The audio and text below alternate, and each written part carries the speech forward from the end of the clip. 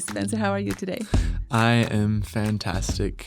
How are you doing, Deborah? I'm doing well. I think it's fun to see how joyful you are. There's always that joy in your smile. So I had to invite you to come this month to talk about joy. Thank you so much, Deborah. I do feel like I am a very, very happy person. You are. Yeah, you have lots of reasons to be happy. But it's fun to see it in your face. It's something that I feel very, very honored and blessed with. I think my parents have really kind of bestowed that on me. I have the most wonderful, amazing parents that anyone could imagine having. Yes. Yes, you are very, very blessed. And I would love to have you introduce yourself. Okay. So my name is Spencer Burns. I am 18 years old. My birthday is July 3rd. If you want to wish me a happy birthday, it's coming up here in a couple months. I currently have a mission call to the Adriatic North Mission reporting on May 12th. In Croatia? In Croatia, yes. Very, very exciting. So is that Croatian language? Is yeah, that what it's called? So it's Croatian. It's a Slavic language. Okay. So, nice. Yeah, I'll be good. So I've just kind of been in the middle of wrapping up all of my youth, I guess you could call that. So I just last weekend, I did my last ballroom competition and last ballroom performance. So I've been doing ballroom for I think 4 years now. Wow. And I've been taking it pretty, five. And I've been taking it very intensively and a lot of fun. I've loved it. And then as well as that, I work full time as an HVAC service technician. Nice. I've been doing that for 2.5 years now. Wow. While finishing high school. Yeah. So my schedule has been packed tight for the last 2 years. I'm excited. I'm excited to get on my mission just for a change of schedule, you know? It would be like an easy thing, you know, to be a missionary compared to what you're doing. My dad says that, but hopefully not. I do not think that'll be what happens. I think being a missionary will be very intensive and I'll learn a lot and grow a lot. Cool. Yeah. What other fun things have you done in your short 18 years? In my, it feels short. It's your whole lifetime, but to me, it seems short. No, it feels short to me too. Growing up, like, I'm going to miss it. My youth has been such a party. Anyways, beyond that, you're very tall. I should have led with that. I am 6'3". Right. Yeah, that is the first thing people notice about me. That's very great. Tall, very blonde. Yeah, you were a little kid when I met you, and now you're way taller than I am. Yeah, the growth spurt hit me hard. Yeah. 3 years ago, I went to China with a dance company, and I would be like their flag almost, that everyone would follow around. Like I'd just end up in front of the line with There's the a group. Exactly. Follow the tall blonde kid. That's so funny. And you've done some drama, right? Because you were in some place with Grant in the summer that your sisters, the ones that your sisters. Yeah, I've done a couple of plays. I've never gotten super serious about it.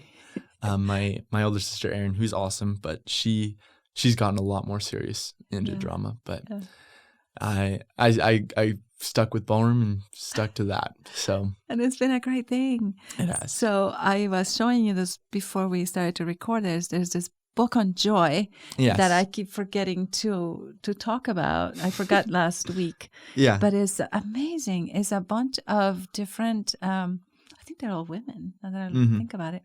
It looks like it. Yeah, you probably recognize a few. Yeah, we have a mutual friend here.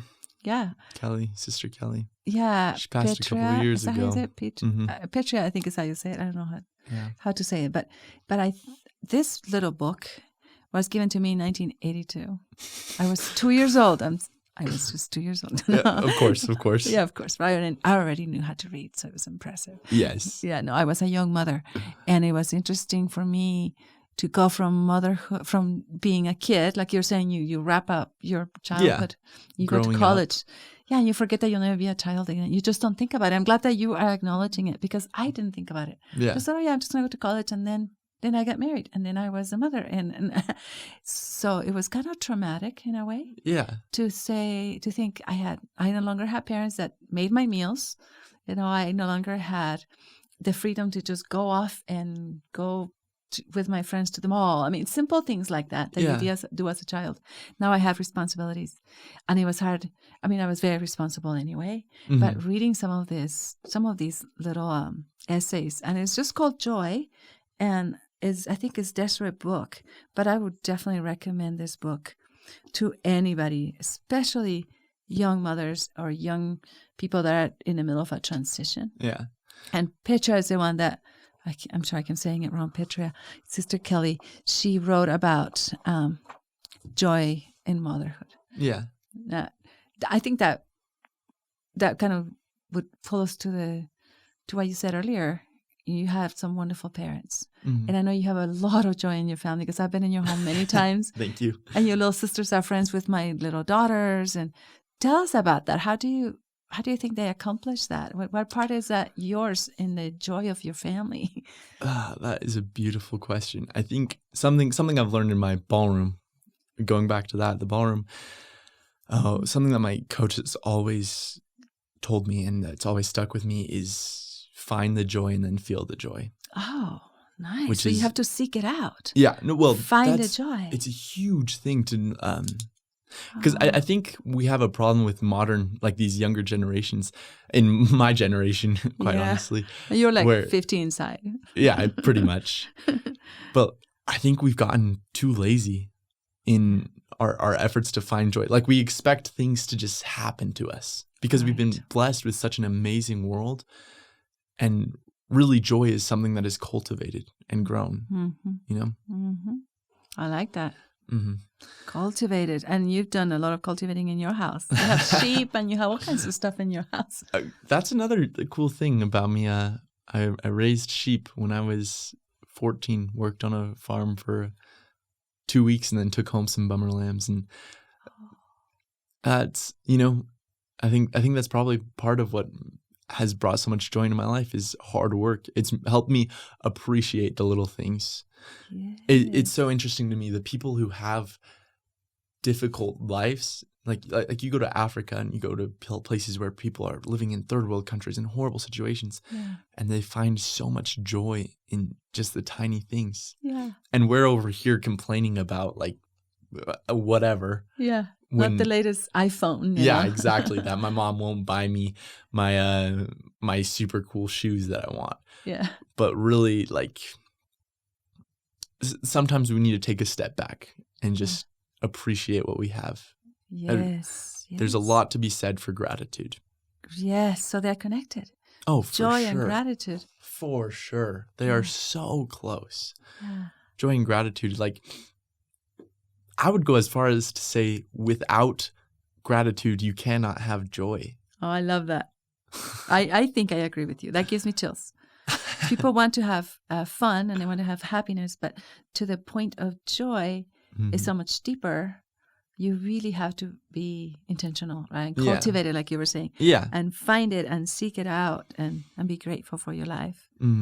I can't wait for you to come back from your mission, and then you can go with me to Jordan and Guatemala. That would be so much fun. We should totally do a trip. I love traveling. Yeah. And with this whole Corona shutdown, like it is so weird to me. I haven't really traveled much at all. Yeah. And I think that's something that has really helped me seek joy in my life is I haven't been able to do anything super cool and like go on any big trips to look forward to and get super excited or something that would fill me with joy, you know? And I've had to find joy just in having a job and going to work. I work with a super cool guy. And over the past 12 months, I've really learned to appreciate him and we've become really good friends because I had to. I couldn't find joy. Like I was just so desperate to find joy someplace in my life, and he filled that gap. So relationships again would have another part of joy, right? To be able to have relationships. Relationships, like we were talking about cultivating. You have to cultivate relationships, and you can, like growing a garden, you can grow relationships to be horrible and negative. Quite lots frankly. Of weeds. Yeah, you can grow them to be weeds, or you can grow them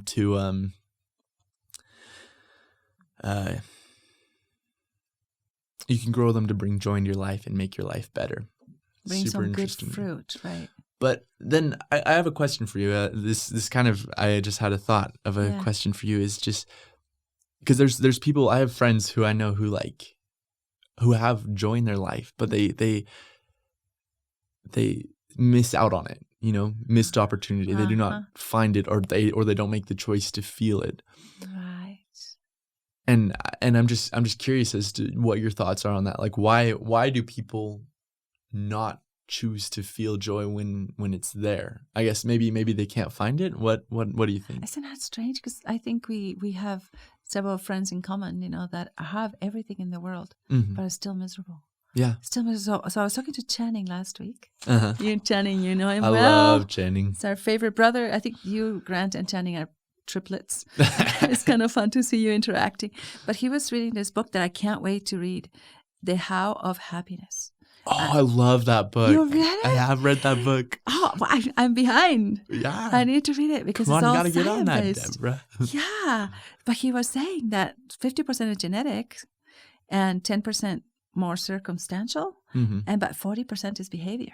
Yeah. So I think, like you're saying, in a way, the people that are miserable sometimes are choosing not to see the joy. Yeah. And I think that genetics has it's an interesting thing because, I study psychology, right? Yeah. So sometimes the chemistry of somebody's body, like the brain is not balanced enough. And they have real depression. Yeah.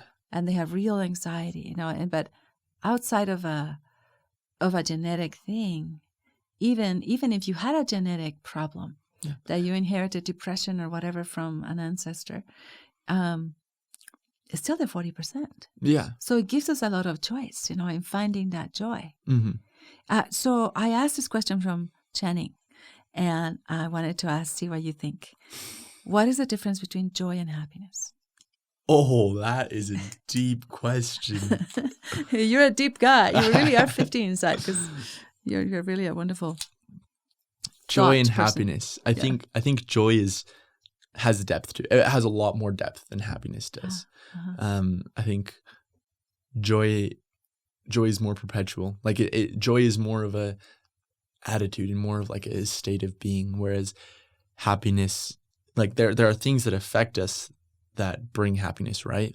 But you are joyful. I mean, like it is the person you are that makes you joyful. Right, more like a character trait, and happiness is more like a circumstantial, maybe.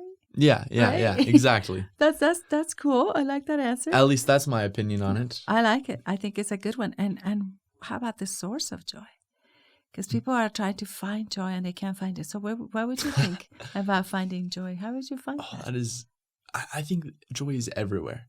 Yeah. I mean, living here in America, we clearly are very, very blessed, and we all live in different circumstances, of course, but you just have to. It's a matter of looking for the specific things. I have a lot of friends. I grew up with a good friend when I was like 12 who I danced with, but she would always dramatize things. She was so dramatic. And a girl dramatic, really? I know, right? A teenage girl. And sometimes that gets really, really annoying. But but she just did it for attention. And I think that really kind of made her miserable because she would find these things in her life that were not going very well. And then that's all she would talk about. And she would just bring that up every single day, like, oh, this happened to me. And then she'd keep talking about it forever. Whereas she wouldn't appreciate the smaller things, like the fact that she was able to even be on a dance team. Yeah. I like that. So it's really what you pay attention to. Yeah, I think it's a big matter of humility. Nice. Humility. I love it. I think definitely humility, connected. Obviously humility and gratitude are very similar. I mean, you need to be humble to be grateful. Yes. And then you need gratitude to have joy. I like it. Those are really deep ideas that I think we take for granted. They just seem like a word, as opposed to a behavior. It's not exactly. Gratitude doesn't happen to you. You choose gratitude. Exactly. And so your joy is similar, right? Yeah, there's so much that we have to choose for. We choose to be grateful. We choose to have joy. Yeah. And I don't know. Yeah. It's a beautiful thing to me. It is a beautiful thing. And I wish that everybody was actually watching the episode, because you have such a great smile and the sparkly eyes and laugh. That's the fun thing about this month, that everybody that I'm bringing over, just so full of happiness and joy and light, you know. And well, you picked him well. I did. I think I showed you the wheel and you said, I want joy, and you were right on. You were right on. So, tell me about your siblings and your family dynamics. So you have a bunch of brothers and sisters. And that's what we got. I totally forgot. We got to get back into the family. Oh, no, it's okay. This is important. So joy in the family is that's something that's harder for me to speak about because it's so personal to me. I feel so blessed with the family that I am. And it's harder for me to understand like people in other familial circumstances because there's a lot of crappy familial situations, but abuse and neglect and all kinds of stuff. Oh, for sure. And one of the things that my family does that's just brings us joy is we play games and we spend time together. Secret Hitler. Secret Hitler. Yes, I love that game. You got Grant into it. Oh, I love that game. Yeah. But seriously, that's a huge something simple, right? Yeah, something simple. We just play games and we enjoy time together, and that has brought us so much joy in each other, finding joy in each other. Oh, I like that. Yeah, I think it's very important to be able to see your sibling and be like, oh, I love that person. We have a lot of fun together. We enjoy our time together, and not being so negative. Yes. You hear people talk about.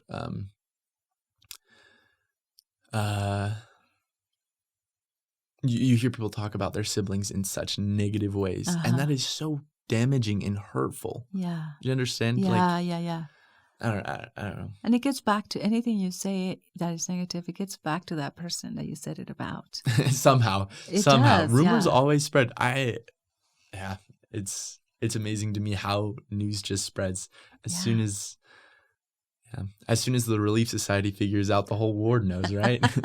It's just one lady in the neighborhood. That's all you need. Yeah. Or one teenager.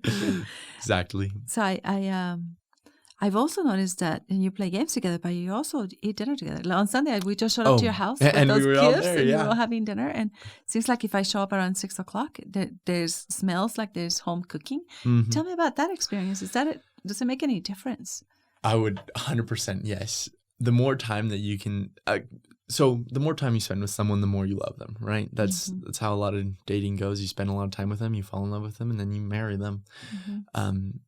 And so finding excuses to have a positive time with your family is something that will bring so much joy. I love that. A positive time. My mom, and eating food obviously is extremely positive. Who doesn't like food? Yeah. My mom, we've always had a tradition of sorts, I guess you could call it. Yeah. Where every Sunday night my mom will make something, whether it be something as simple as just like a simple soup, or she goes all out and makes roast and mashed potatoes. But nonetheless, it's always there, and it's always happening, and we're always invited or forced to come. Time for dinner. Pretty much. Yeah. But that's my choice. I either get to say that I am invited or I'm forced to be there. I either get to say that I'm making a conscious choice to be there, or my mother is dragging me into that. And I think that is where attitude comes in. Right. What an honor to have a wonderful warm meal, right? When there are people that don't have it. Exactly. And there's gratitude. Yeah, there are some teenagers that are like, why do I have to be with my family? They're so dumb. And instead of saying, I have a family. Yeah. I don't have to go from home to home and be orphan, or because you know how I do it. I don't know how much I've told you about the Jordan trips, but we deal with orphans. Mm-hmm. And how difficult that is. Bad enough for them to have to go from home to home when they're in foster care, but at 18 years old, they're out of the system. Yeah, and they have nowhere to go, right? And we just don't think about that. And so many teenagers complain about their parents. I'm sure my children do too. You probably hear the other side. I probably hear them all the time. Yeah, you can tell me. It's okay. After this, you can tell me all the stuff they've been saying about me. All the drama. All the drama. No, I can't spread that. Right. So, I'm thinking about what other traditions does your family have? I know you guys go camping, right? Mm-hmm. Occasionally. We're not one of those crazy big scout campers. Camping. Yeah, I have friends who do it all the time, and that's that's a good thing. If your family enjoys doing that, then go do it. Right. Like, as long as there's something that the majority of you guys can find that brings you joy, go ahead and do that together. Mm-hmm. There's no need to go out on your own camping trip. Do it all together. Yeah. So what do you think about homeschooling? I mean, talk about having a lot of time together. Because you've done a lot of homeschooling in your home, right? Yes.